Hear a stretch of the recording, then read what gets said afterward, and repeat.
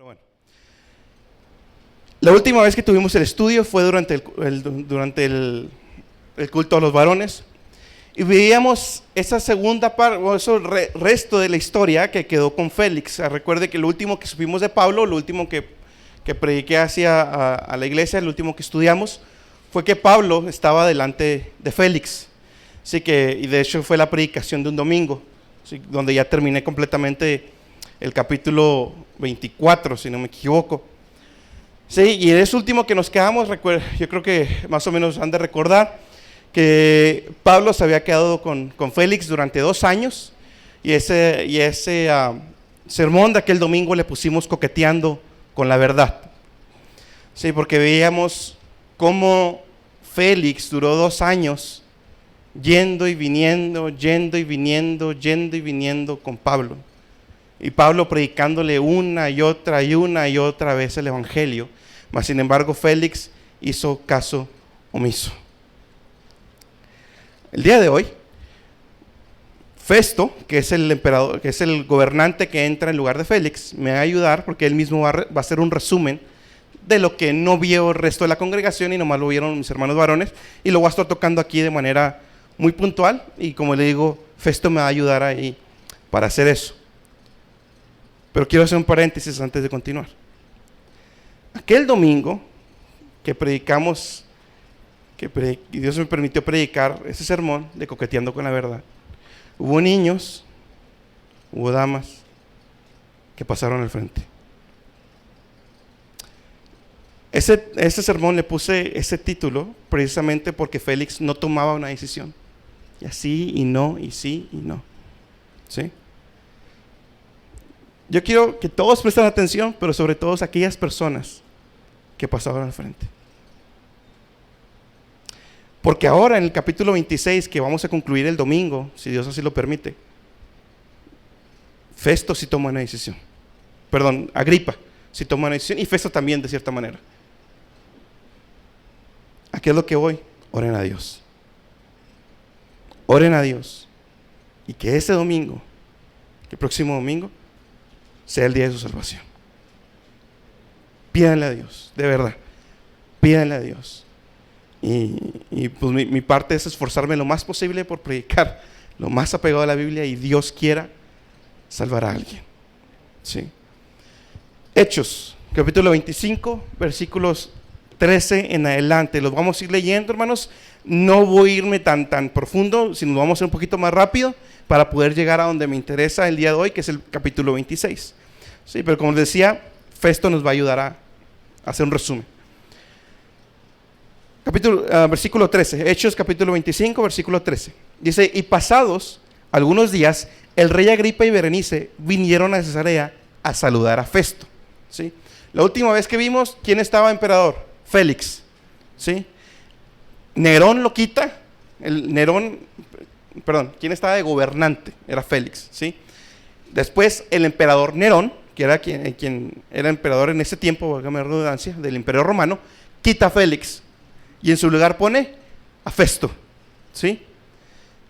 Es Festo.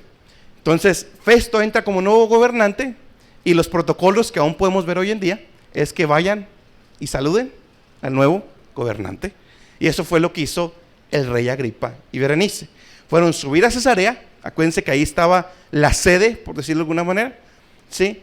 Y sube Agripa y Berenice a saludar a Festo. Versículo 14. Y como estuvieron ahí muchos días, Festo declaró la causa de Pablo al rey, diciendo: un hombre ha sido dejado preso por Félix. Sí, eso ya lo sabemos. Versículo 15.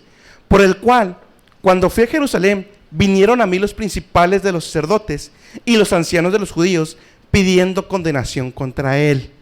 Ahí va. Festo le dice a Agripa: ¿sabes qué? Ya que te tengo aquí, tengo un asunto. Y es que hubo un hombre que lo dejó ahí Félix. ¿Quién es ese hombre? Pablo. ¿Sí? Que lo dejó ahí Félix preso. ¿Sí? Y no entiendo muy bien sus acusaciones, pero cuando recién empecé mi mandato, bajé a Jerusalén y hubo unos judíos que vinieron a mí. ¿Sí? Aquí la aplicación rápida, quiero que vea esto. Habían pasado 2 años ya. Había pasado 2 años ya desde el alboroto contra Pablo. Y en 2 años no se los olvidó. El mundo no nos aprecia, hermano. Sí. 2 años y no se les olvidó. Satanás tiene sus ministros. Satanás va a hacer lo posible por cortar el avance del evangelio. Y que Satanás fue y les tentó aquí su cabecita. Hey, ahí está Pablo, nuevo gobernante, lléguenle. El nuevo gobernante, ellos sabían que se tenía que congraciar con los judíos, porque los judíos eran la autoridad pues muy influyente, y si este gobernador tenía buen vista de las autoridades judías, pues iba a batallar menos en su mandato, ¿sí? Menos problemas que llevarle al emperador Nerón. De manera que los judíos aprovechan que se tiene que congraciar y dice, hey, ¿sabes qué? Félix dejó a un hombre y lo queremos muerto. Muerto, así que muerto, ¿sí? No condénalo de por vida, no, lo queremos muerto, ¿sí? Versículo 16. A los cuales respondí, no ser costumbre de los romanos dar a alguno a la muerte, antes que el acusado tenga presentes a sus acusadores y haya lugar de defenderse de la acusación.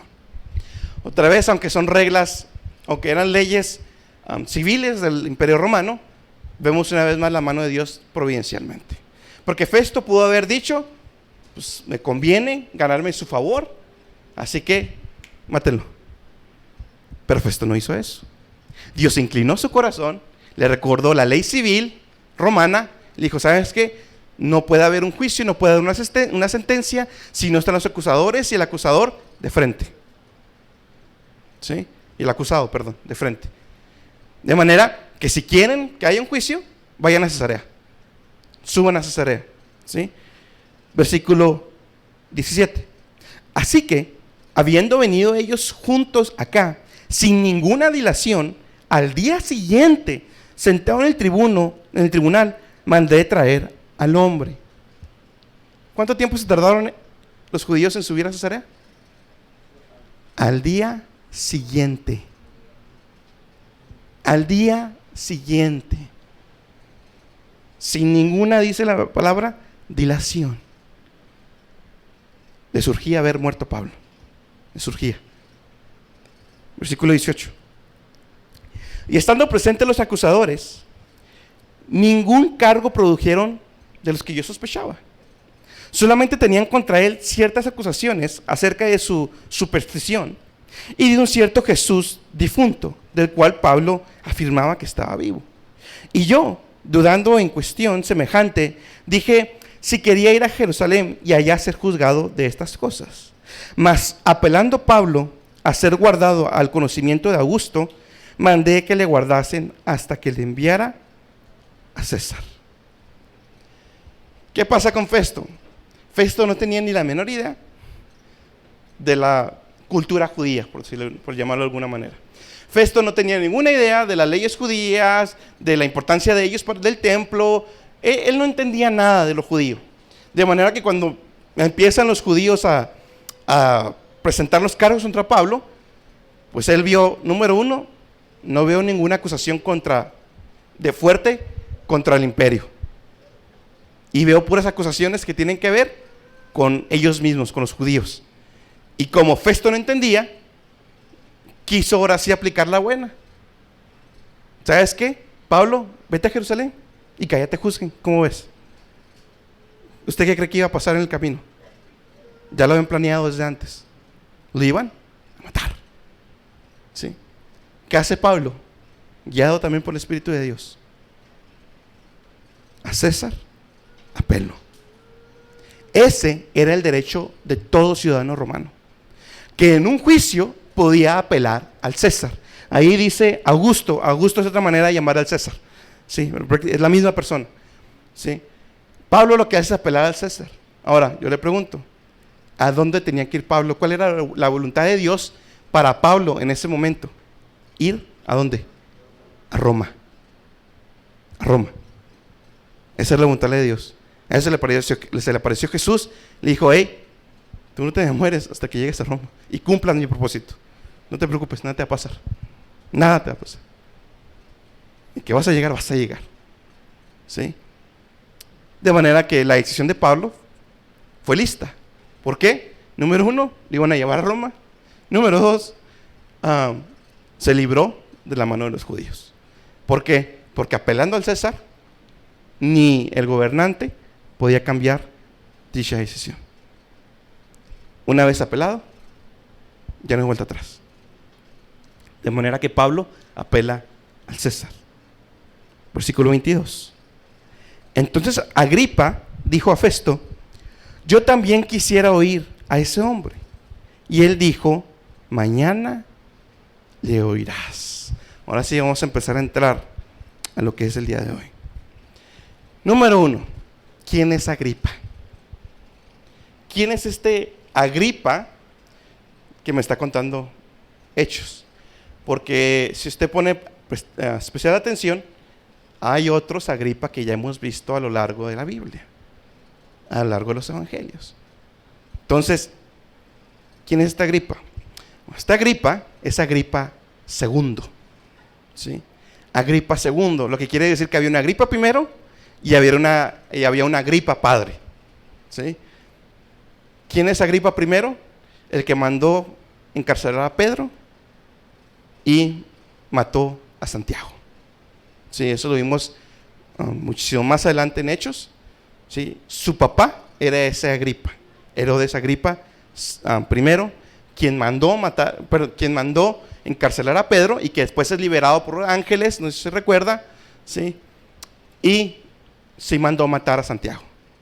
Ese sí murió.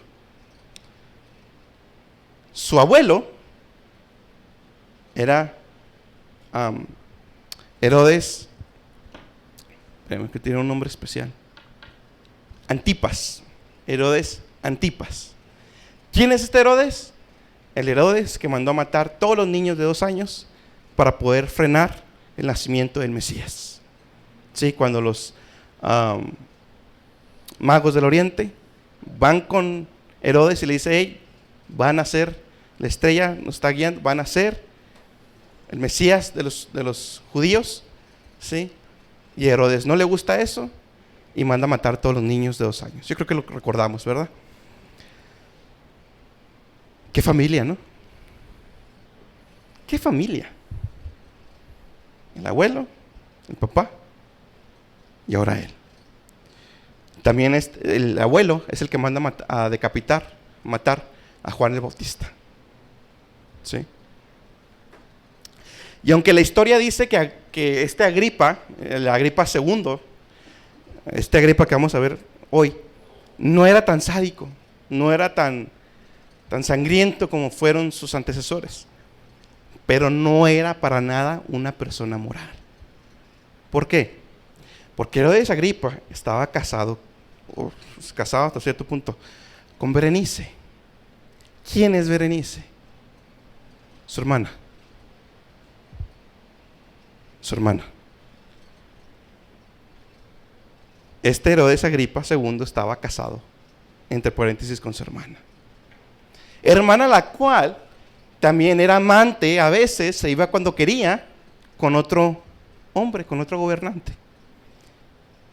Iba y venía, Herodes Agripa II sabía, Berenice iba y venía de amante y regresaba con Agripa. Y previamente a esa relación, ella había estado casado con su tío, a los 13 años más o menos. De manera que usted puede ver que pues, no son personas morales. Y déjeme le digo algo. Esas 2 personas iban a juzgar a Pablo. ¿Cómo reaccionaría usted? 2 personas con ese currículum me van a juzgar a mí. Pablo.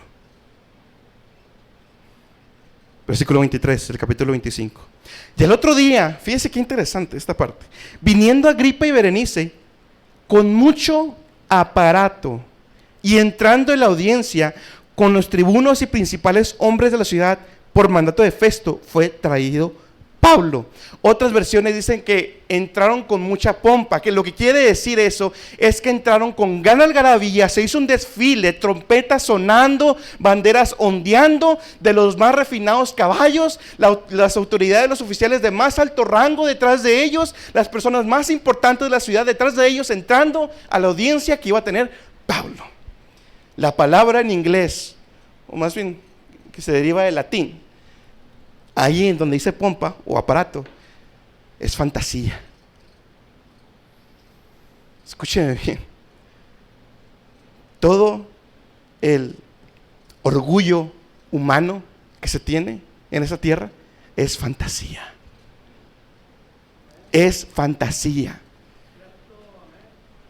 Porque tu vida en esta tierra, así es. Y de ahí, una eternidad donde realmente vas a ver las consecuencias de cómo viviste aquí. La vida aquí, los méritos, toda la algarabía que quieras hacer, quien seas tú en el trabajo o en algún puesto en el gobierno, lo que sea, es fantasía. Porque el único digno de tanta algarabía es Cristo. Y entró en un burrito. Fantasía, es la versión en inglés. Ahora, váyase imaginándose el ambiente, es lo que quiero. Váyase imaginándose el ambiente. Un juicio, el desfile. Pablo está oyendo cómo va entrando todo el desfile, trompetas, banderas, cómo se oyen cuando van marchando, y se va llenando el auditorio. Todos ellos, porque quieren escuchar a un solo hombre, a Pablo. ¿Qué es lo que trae que está causando tanto alboroto? En el buen sentido.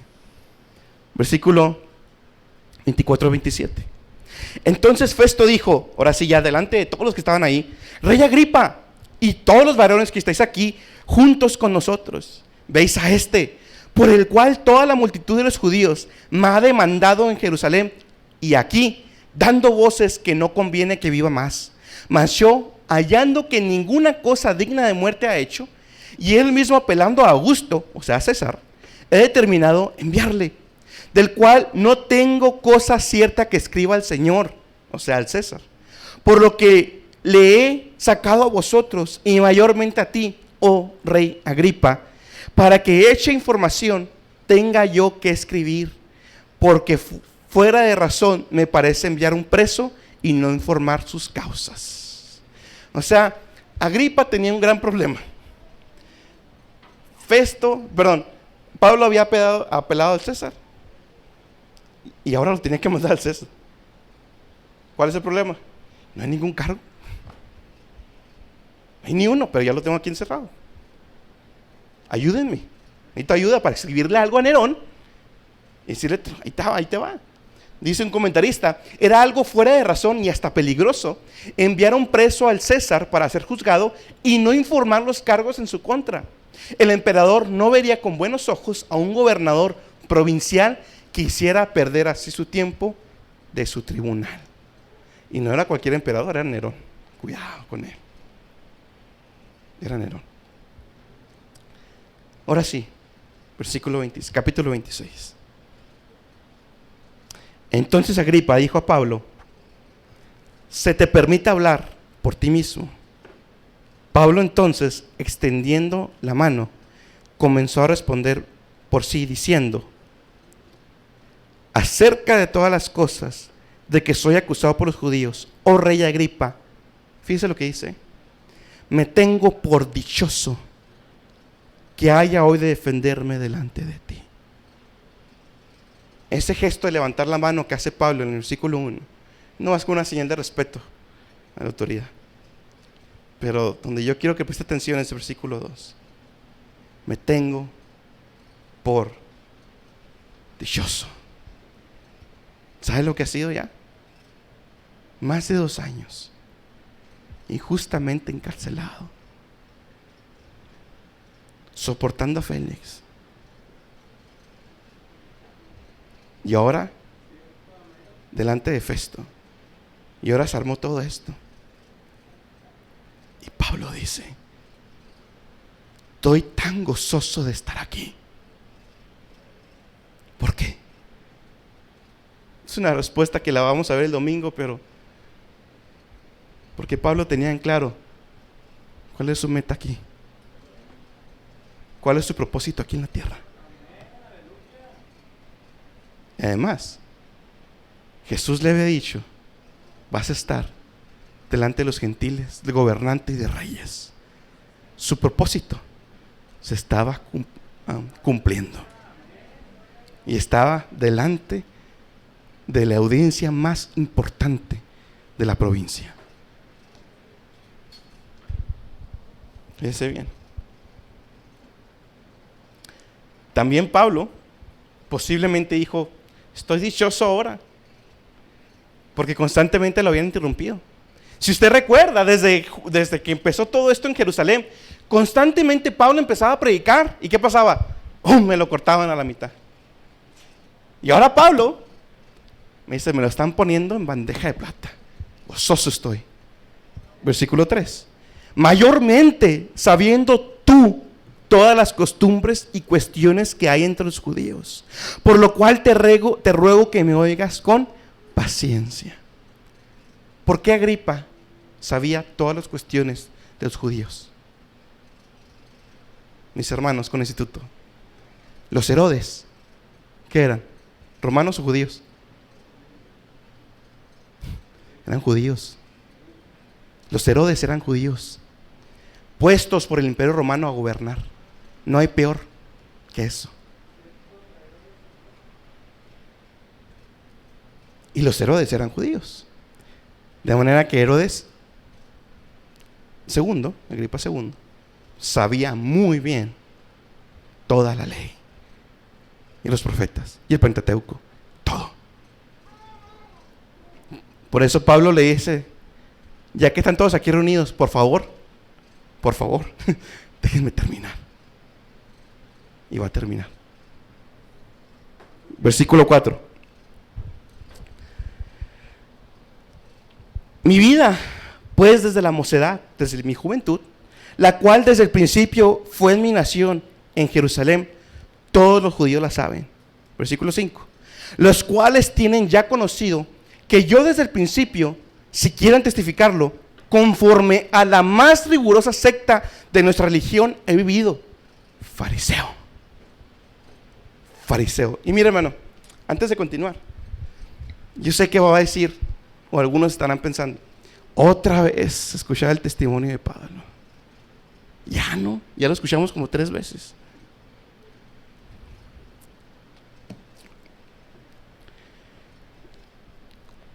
Si usted sabía más que yo, pues hoy le voy a recordar algo. Y si no, yo me gocé con algo que no había visto. Y que estoy casi seguro que nadie aquí, en su mayoría, lo ha visto. Así que escúcheme con atención hasta que lleguemos a ese punto. Pablo estaba diciendo: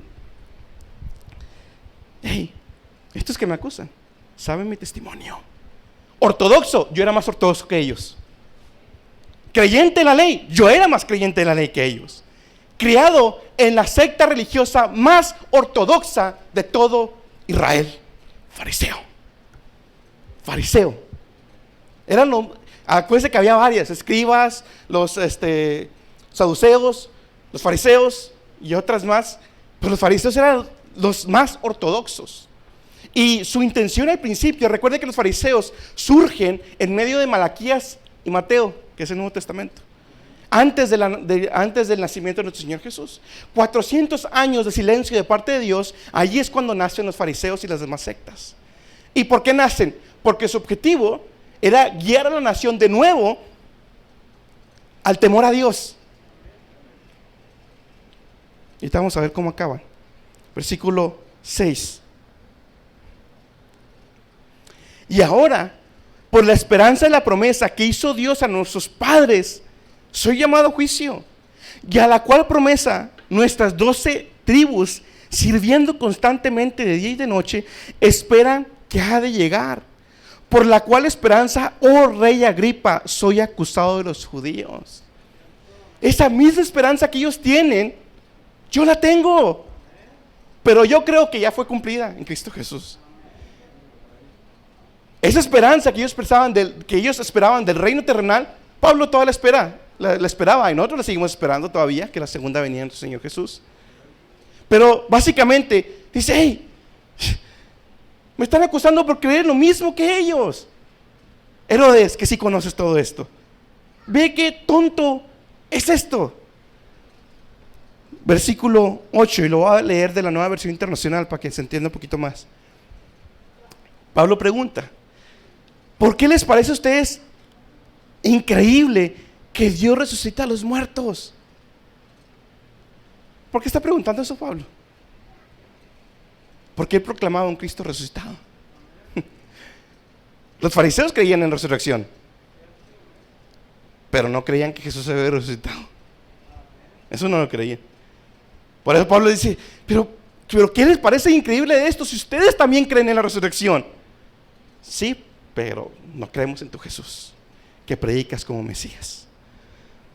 Versículo 9: yo ciertamente había pensado deber hacer muchas cosas contra el nombre de Jesús de Nazaret, lo cual también hice en Jerusalén, y yo encerré en las cárceles a muchos de los santos, recibida potestad de los príncipes, de los sacerdotes, y cuando eran matados yo di mi voto, y muchas veces castigándolos por todas las sinagogas los forcé a blasfemar, y enfurecido sobremanera contra ellos los perseguí hasta en las ciudades extrañas. Si hubo alguien en contra de la iglesia cristiana, Pablo decía: ese era yo. Y después nos describe todo lo que hizo. Quiero que vean, los obligó a blasfemar. O sea que hubo cristianos que sí negaron a Cristo. Pablo los obligó. Si después se arrepintieron, pues eso ya no lo sabemos. Pero Pablo los torturaba y los arrodillaba y los hacía blasfemar contra Dios. Y los mataba, y los mandaba a matar si fuera posible. Dice Pablo: había pensado hacer muchas cosas en contra de Jesús de Nazaret.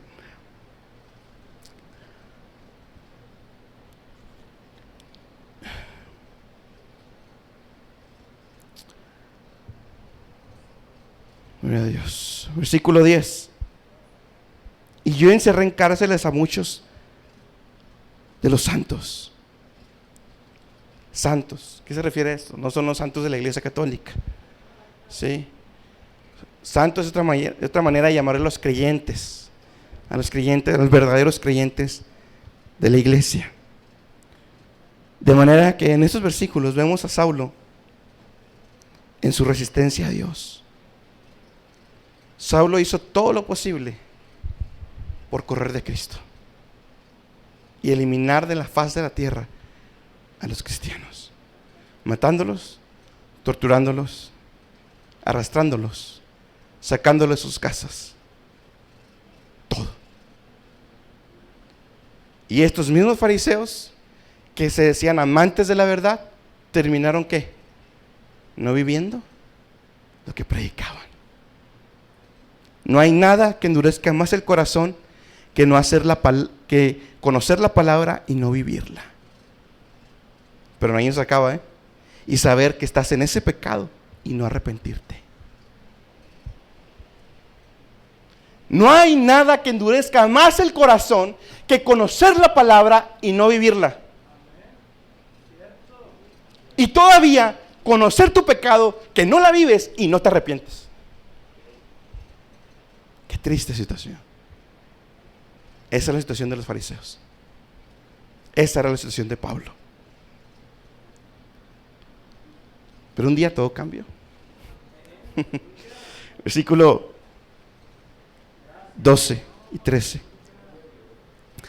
En lo cual, ocupado, yendo a Damasco con potestad y comisión de los príncipes de los sacerdotes, en mitad del día, oh rey, Vi en el camino una luz del cielo que sobrepujaba el resplandor del sol, la cual me rodeó y a los que iban conmigo. Autorizado por estos mismos que me están acusando ahorita, yo iba camino a Damasco para traer a más cristianos y matarlos. Pero yendo en mi camino, una luz en mediodía, en el Medio Oriente, resplandeció más que la luz del sol. La luz que le resplandeció también a Moisés en el Sinaí. Una luz que todas las personas que tienen un encuentro con esa luz terminan de la misma manera, tirados en el suelo. Tirados. Esa luz era la luz celestial de Cristo, de Dios. Y este Pablo tan orgulloso, tan soberbio, terminó en el suelo. En el suelo. Él y todos sus acompañantes. Y quiero que recuerde algo, mis hermanos. Dios es santo. Pero no nomás en el contexto, en el significado de que Dios es puro, sino también en el significado que Dios está apartado de nosotros, apartado de su creación. ¿A qué me refiero de esto? Que en todos nosotros, cuando vemos a una persona, lo catalogamos de cierta manera rápidamente. ¿Sí? Cuando los apóstoles estaban en medio de la tempestad, Jesús salió y dijo: calla mar, y cayó todo. Su mente no encontró dónde poner a este Jesús. ¿Y qué pasó? Igual, Señor. Dios es santo. No se nos olvide, que no se nos olvide. Está apartado de todo. Está más allá de su creación. Muchísimo más allá de su creación. Y tiene la misericordia. Y tenemos el privilegio de tener encuentros con Él. Ahora, antes de continuar, yo quiero preguntarle algo. ¿Con qué voz se imagina que Jesús le habló a Pablo? Porque nosotros sabemos lo que sigue. Saulo, Saulo, ¿por qué me persigues? Dura cosa te es dar cosas contra el aguijón. Yo soy Jesús, a quien tú estás persiguiendo. ¿Con qué voz se puede imaginar que Jesús le dijo eso? Quiero que recuerde: el mayor asesino de la iglesia, de su esposa, de sus ovejas. ¿Cómo reaccionaría usted si maltrataran a su esposa, a su hijo? Pues yo creo que yo, igual que usted, enfurecido, enojado, molesto. Ahora, en la Biblia no hay nada de más. ¿Sí? En la Biblia no hay ninguna palabra que sobre. Escuche bien, creemos en la total inspiración de la Biblia. Totalmente inspirada. Todas las palabras puestas ahí las puso Dios. ¿Sí? Y Jesús le habla de una manera muy peculiar a Saulo. Y hablaba y decía en lengua hebraica: Saulo, Saulo. ¿Qué tiene de especial eso? Y ese iba a ser mi título, pero no me dejaron ponerlo, que estaba muy escueto. Pero, ¿por qué lo repite dos veces? ¿Por qué no nomás lo repitió una? A través de la Biblia, ¿cuántas veces vemos que Dios repita el nombre de una persona dos veces? ¿Cuántas veces en la Biblia vemos eso? Alrededor de 20. Alrededor de 20. Ahora, yo lo quiero llevar, le voy a dar 4 ejemplos ahorita y uno último al final. 4 ejemplos donde Dios le habla, o vemos que algún personaje de la Biblia le habla a alguien y repite su nombre 2 veces, para entender qué significa cuando un judío en su tradición lo decía 2 veces, ¿ok? Ejemplo número 1. Moisés delante de la zarza ardiente. Los personajes que yo le voy a mencionar, quiero que en cuanto se los mencione, venga a su mente todo lo que tenían que atravesar y todo lo que habían atravesado. Moisés había huido de Egipto, ¿sí? En ese momento de la zarza quiso complacer a Dios. Tiempo después, Moisés está delante de la zarza ardiente y Dios le dice: Moisés, Moisés. Ejemplo número 2. Abraham, a punto de apuñalar a su hijo. Dios le había pedido que lo ofreciera como ofrenda. ¿Y el corazón de Abraham cuál fue? No lo entiendo, Señor, pero quiero obedecerte. Y justo cuando Abraham estaba así, Abraham, 2 veces. Número 3. Cuando David sufrió la muerte de su hijo Absalón. Su hijo. ¿Qué dijo David? Absalón, hijo mío. Absalón, hijo mío. Y número 4. Jesús en la cruz. Dios mío, Dios mío, ¿por qué me has desamparado? Ahora, ¿qué tienen que ver? ¿Qué hay de común en esas 4? Que en esas 4 hay un profundo sentimiento de intimidad. Un profundo sentimiento de intimidad. Moisés con Jehová, Abraham con Jehová, David con su hijo, Jesús con su Padre. Ahora eso cambia totalmente, drásticamente, las palabras de Jesús a Pablo, porque yo personalmente me las imaginaba fuertes, casi con un Cristo con ojos de fuego, pero me las imaginaba fuertes. Pero Jesús no le dice a Saulo, le dice: Saulo, Saulo, con amor eterno, a Él con amor eterno te he amado, y por tanto te soporté con misericordia. Saulo. Por eso el amor de Dios es inmensurable, no se puede medir, va más allá del entendimiento humano. Como alguien como Pablo, Jesús le está hablando con gran intimidad, como si fuera su amigo, como si fuera... Pablo estaba asesinando a la iglesia y Jesús le habla así. Eso es lo mismo que pasaba por la mente de Ananías. Pero Señor, está persiguiendo a la iglesia, instrumento mío me es. Y Dios, Jesús le está diciendo: Saulo, Saulo, ¿por qué me persigues? ¿Por qué me persigues? Leían en algunos lugares que es como un reproche. Eso no es un reproche. Saulo, te estoy mostrando que estabas mal y tienes que arrepentirte, y lo vas a hacer. Pero el camino que elegiste es incorrecto, porque yo soy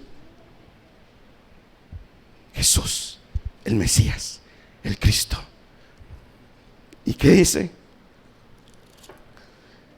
Dura cosa, Saulo, te es dar cosas contra el aguijón, contra los aguijones. Y dura cosa es.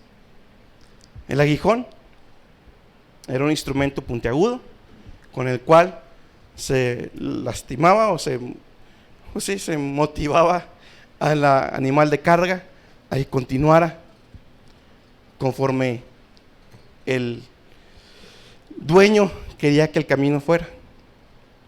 Esa era una. Otras veces se ponía en frente de la carreta y atrás del animal de carga. De manera que cuando el animal de carga no quería, por más que pegaba, se estaba lastimando constantemente. ¿Quién es el animal de carga? Usted y yo. Y Pablo. ¿Quién es el aguijón? La voluntad de Dios. Palabra como espada de doble filo. Ahora, ¿por qué se lo está diciendo Jesús? No se lo está diciendo en un sentido de que, ¿sabes qué, Pablo? Saulo, hasta aquí llegaste, porque soy el novio de la iglesia y estás lastimando a mi novia, hasta aquí llegaste. No. Mira, Pablo, dura cosa te estás lastimando. No sé cuántos años tenga escuchando el evangelio una y otra vez, pero si sigue sin arrepentirse, lo único que hace es dar cosas contra el aguijón. Eso es lo que hace, dar cosas contra el aguijón. Y por más cosas que dé, más se va a lastimar. Y lo más grande, incomprensible de todo esto, es que Dios hoy te está diciendo: te amo y quiero que dejes de dar cosas contra el aguijón. En lugar de Saulo, Saulo, ponga su nombre. Porque de esa misma manera, mis hermanos, Dios nos habló a nosotros.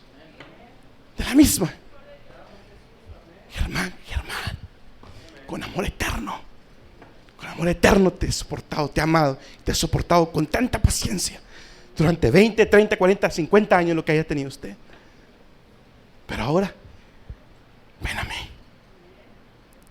a mí. El deseo de Dios para los perdidos. ¿Cuál es el deseo de Dios para los perdidos? El infierno. Dios no quiere que nadie se pierda. Pero Dios no se mueve por sentimentalismos. Es un Dios justo y es un Dios que tiene ira y es un Dios santo. Nada va a meter por debajo de la alfombra. Pero su voluntad para los perdidos, y me voy a adelantar, voy a ir al versículo 18 directamente. Versículo 18, el versículo del capítulo 26. ¿Cuál es la voluntad de Dios para los perdidos? Número 1, para que abran sus ojos. Para que abran sus ojos. Todo aquel que está lejos de Cristo, sus ojos están cegados a la verdad espiritual. Por más que entiendas intelectualmente, tus ojos no están abiertos hasta que la verdad de Cristo aplica personalmente en tu corazón. Porque ese llamado de a Saulo fue personal. No fueron los que iban con él. Saulo, mi hijo, yo te escogí a ti. Que abran sus ojos. Que dice también que se conviertan de las tinieblas a la luz. Aunque seas hijos de padres cristianos, aunque conozcas el cristianismo y te portes muy moral, estás en tinieblas. Porque hasta que no llegue el perdón de Dios a tu vida, entonces la luz de Cristo va a resplandecer. Pero hasta el momento estás en tinieblas. Niños, están en tinieblas. Si siguen lejos del perdón de Dios. ¿Sabe cuál es el problema? Y lo dice en Juan, que los hombres amaron más las tinieblas que la luz. Por eso tienes que rogarle a Dios. Porque tu corazón, niños, su corazón, por más pequeños que estén, su corazón siempre va a querer hacer lo malo. Siempre se les va a hacer más fácil mentir. Siempre se les va a hacer más fácil engañar en la tarea. Siempre se les va a hacer más fácil desobedecer a sus papás. ¿Por qué? Porque hay un gran problema en su corazón, que es el pecado. Es el pecado. Somos pecadores porque somos pecadores. No somos pecadores porque pecamos, no. Somos pecadores y por eso pecamos. Eres pecador. Así vengas a la iglesia, así tus papás sean cristianos, lo que sea, eres pecador. Y necesitas urgentemente el perdón de Dios. Porque además de eso, Dios no quiere que permanezcas en la potestad de Satanás. Porque todos aquellos que están lejos de Cristo están bajo la potestad de Satanás. Y Dios quiere que vengas de ahí al arrepentimiento con Dios. Porque todos los que estuvimos lejos de Cristo, mis hermanos, estamos antes en las manos de Satanás. Hasta que un día el buen pastor vino, nos arrebató de las manos de Satanás, y ahora de su mano nadie nos podrá arrebatar, porque somos las ovejas de su prado. Y luego, ¿qué dice? Solo por fe, sola fide. ¿En quién? En Cristo Jesús, en nadie más. Pablo, no había nadie con mejores obras que Pablo para ganarse el favor de Dios. Pero es por gracia, por fe. ¿Por qué? Porque quieren que todos tengan la suerte o la herencia entre los santificados. Una herencia incorruptible. Podrás tener casas, carros, lo que tengas aquí, pero aquí se va a quedar. Pero la herencia que vas a tener allá, esa es incorruptible. Esa es incorruptible. Podrás tener aquí y jactarte lo que tengas aquí, pero todo eso se va a quedar. Y va a estar uno a uno delante de Dios. Ahora, cuando Pablo menciona a Cristo en su aparición, quiero que no se le olvide el escenario. Pablo está diciendo todo esto delante de esa audiencia. Y muy probablemente en cuanto Pablo mencionó que Cristo se le apareció y le habló y le dijo, seguro hubo murmullos. Jesús. Pero este es el que Pablo está diciendo que hubo murmullos. Hubo conmoción, porque lo creían muerto, pero Pablo predicaba que estaba vivo. Y Dios le dio un objetivo a Pablo y nos ha dado un objetivo a nosotros. Versículos 16 al 18 del capítulo 26. Mas levántate y ponte sobre tus pies, porque para esto te he aparecido, para ponerte por ministro y testigo de las cosas que has visto y de aquellas en que apareceré a ti, librándote del pueblo de los gentiles, a los cuales ahora te envío, para que abra sus ojos, para que se conviertan de las tinieblas a la luz y la potestad de Satanás a Dios, para que reciban por la fe que es en mí remisión de pecados y suerte entre los santificados. Ese es su objetivo, ese es mi objetivo en esa tierra. No le busque más. Dios le dijo, vas a permanecer, te voy a cuidar, no vas a morir hasta que se cumpla mi objetivo en ti. Y lo mismo en nosotros, hasta que cumplamos el objetivo de Dios, vamos a pasar a la eternidad. Pero mientras tanto, Jesús nunca le dijo, no vas a pasar por aflicciones. Sí, porque pasó muchas. Mi hermano, el domingo, yo le voy a cuestionar, y le cuestiono desde ahorita, para que se vaya con eso. ¿Qué ha hecho con el llamado?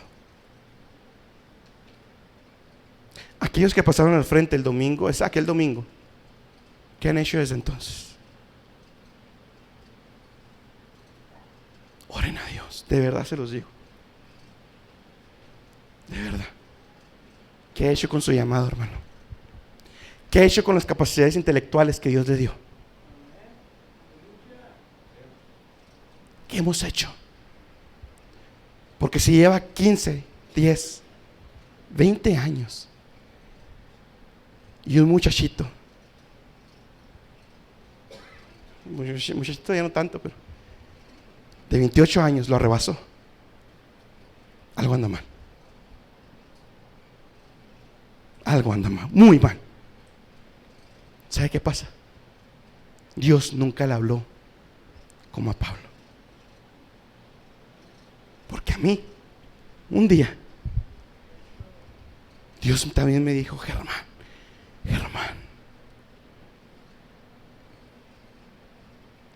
recuerde, no se le olvide, del 12 en agosto nos sacó Cristo, no se le olvide.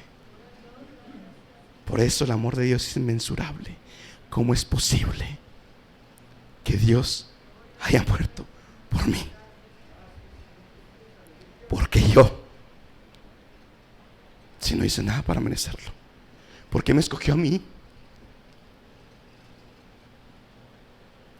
Porque Dios guió a mis papás que compraran la casa acá atrás y que me juntaran, que después tantos años pasaran y después conseguir a Joel y después todo hasta ahorita. ¿Por qué yo? ¿Por qué vino y se hizo hombre por mí. Por eso muchos sirven mediocremente, porque no valoran lo que Dios hizo por ustedes. Ahora no he terminado, Les dije que tenía un quinto ejemplo de cuando se repite 2 veces un nombre. Mateo, capítulo 7, versículos 22 al 23. Mateo, capítulo 7, versículos 22 al 23. Y muchos me dirán en aquel día: Señor, Señor. 2 veces. No profetizamos en tu nombre, y en tu nombre lanzamos demonios, y en tu nombre hicimos muchos milagros. El que sigue. Y entonces les protestaré: nunca os conocí, apartados de mí, obradores de maldad. Además de que se jactaban en sus propias obras, se estaban jactando una intimidad que no tenían con Dios. Se estaban jactando: Señor, Señor, una intimidad que jamás tuvieron. Jamás la tuvieron. Pudieron haber predicado, pudieron haber evangelizado, pudieron haber hecho miles de obras, pero jamás tuvieron una intimidad genuina con Cristo. Y se la adjudicaban. Y van a llegar allá todos esos engañados que aún aquí hay, y van a llegar y van a decir: Señor, Señor. Por eso Jesús le dice: nunca los conocí. ¿Se da cuenta lo hermoso del conocimiento? Ahora puedo entender por qué Jesús le está diciendo: no os conozco, porque nunca tuvieron una intimidad verdadera conmigo. Por eso Jesús le dice: no os conozco, porque jamás, jamás fueron mis hijos. Bastardos, hipócritas. Hipócritas. No es perfección. No es perfección, porque me he equivocado muchas veces, con mucho dolor. Pero no soy hipócrita, ni soy bastardo. Escudriñe. Escudriñe. Escudriñe. Porque el castigo para usted, que le llama Señor, Señor, y no tiene una intimidad con Él verdadera, va a ser peor. Peor que para Hitler. ¿Escuchó bien? Su castigo será peor que el de Hitler.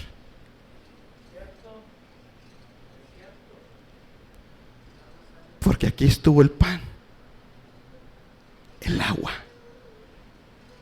y la despreciaste. Tenga mucho cuidado con estar jugando a la iglesia. Tenga mucho cuidado. Los chismes es en contra de la iglesia de Cristo. Tenga mucho cuidado de hablar de algún hermano. Tenga mucho cuidado de hablar del pastor. Tenga mucho cuidado de hablar del oficial. Tenga mucho cuidado de hablar de cualquier hermano de la iglesia. Tenga cuidado. Tenga cuidado. Porque Dios, en ese salmo que tanto me gusta: ¿crees que soy igual que tú? Por favor. ¿Crees que no voy a hacer nada? Por favor. ¿Con qué autoridad pronuncias mis leyes y mis decretos? Extranjero eres, no te conozco. Y mi ira caerá delante de ti, y cara a cara me darás cuentas. Cuidado, hermanos, que siendo ya cristianos sigamos dando cosas contra el aguijón. Sigamos dando cosas contra la voluntad de Dios. Cuidado. Esfuércese, hermana. Esfuércese. ¿Por qué? Por la oración, como ya nos han dicho. Por la lectura bíblica. Por el bautismo del Espíritu Santo.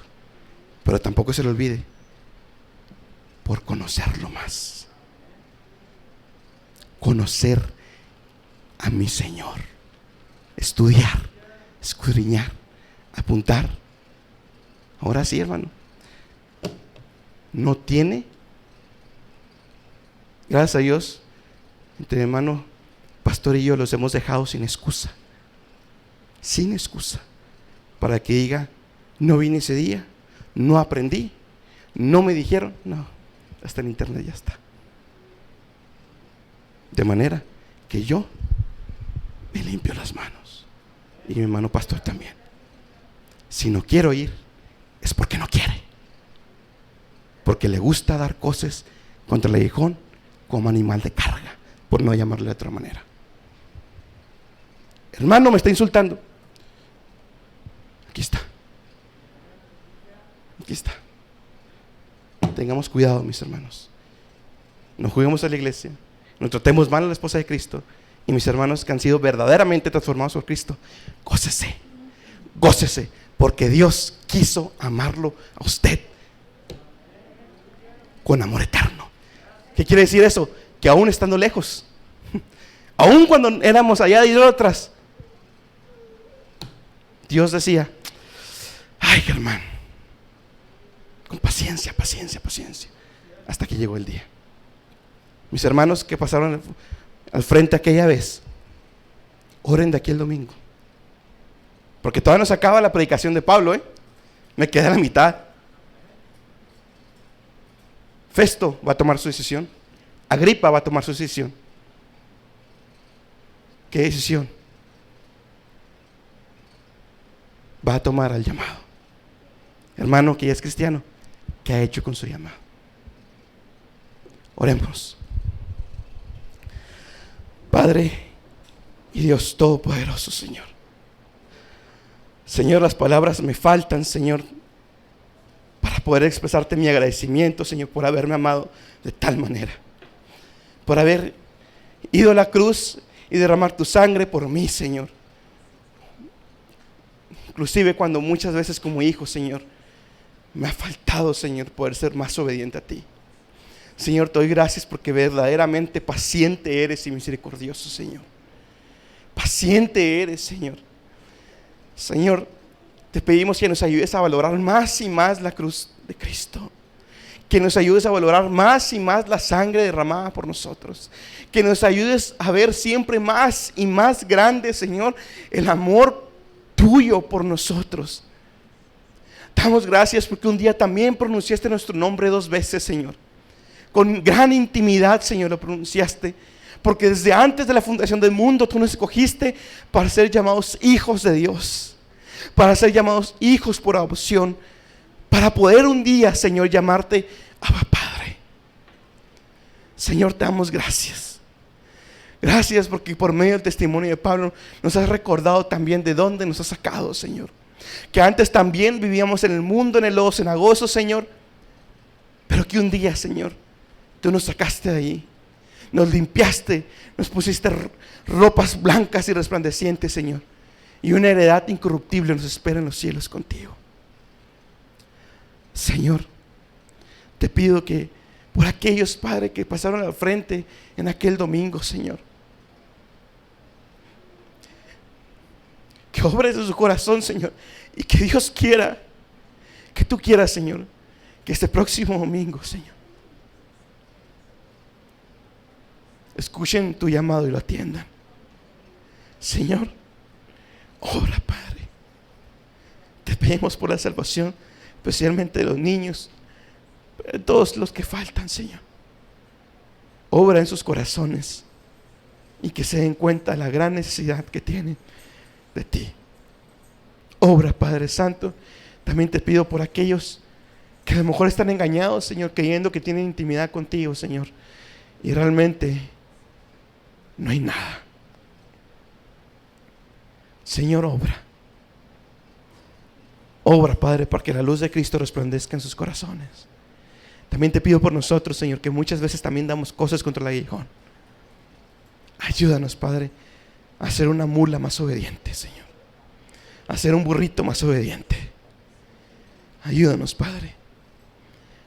Y te damos gracias porque siempre, siempre, siempre nos tratas con amor, paciencia y misericordia. Gracias, Señor. En el nombre de Jesús, gloria te damos a ti por tu sacrificio en la cruz. Amén y amén.